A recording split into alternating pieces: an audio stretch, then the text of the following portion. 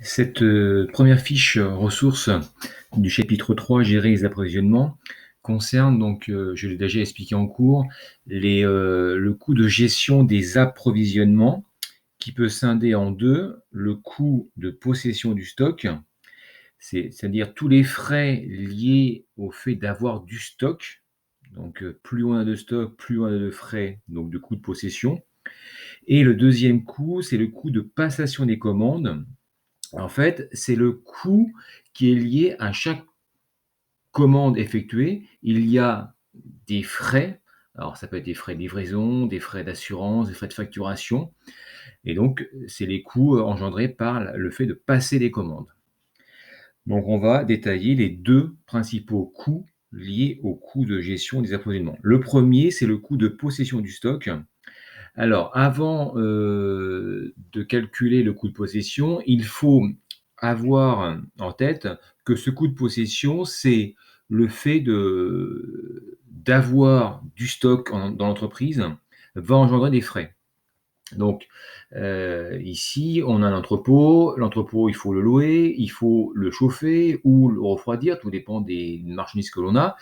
Il faut l'assurer, il faut du matériel pour manipuler ces marchandises. Donc tout ça engendre des coûts liés au coût de possession. Plus on a de stock dans l'entreprise, plus l'entrepôt doit être important et plus les frais sont importants.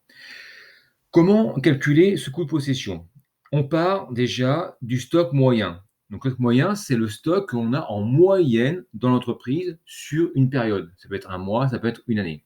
Le stock moyen, on l'a vu dans le chapitre 2, se peut calculer soit par la méthode stock initial plus stock final divisé par 2, attention parenthèse, ou alors on peut avoir le stock moyen, peut se calculer par la consommation prévue de la période, c'est-à-dire le nombre de produits que l'on pense vendre, divisé par 2 fois grand N, attention parenthèse toujours, et grand N c'est le nombre de commandes que l'on fait sur la période, d'un mois ou d'un an.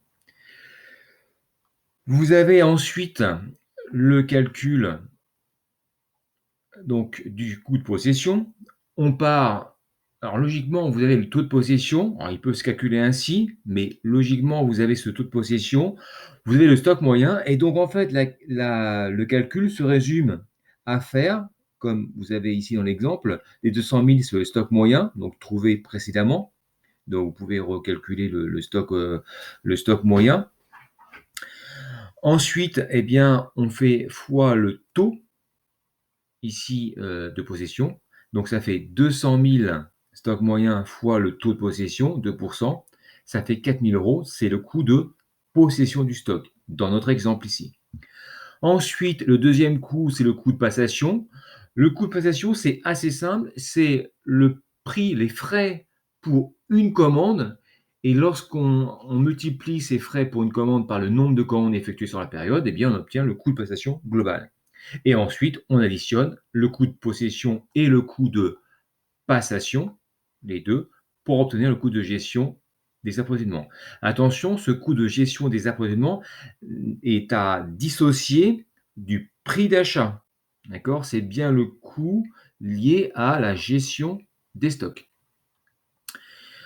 Enfin, dans cette fiche ressource, on a donc ici l'explication sur le coût de gestion.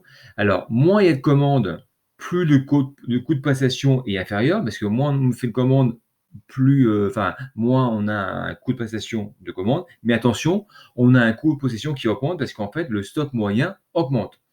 Et à l'inverse, plus il y a de commandes, moins le coût de passation plus le coût de passation est supérieur parce que plus de commandes, donc plus de coût de passation. Par contre, on a un stock moyen qui diminue, parce que comme on fait des commandes plus régulières, donc on a besoin de moins de stock en permanence, et donc on a un coût de possession qui, lui, est en baisse.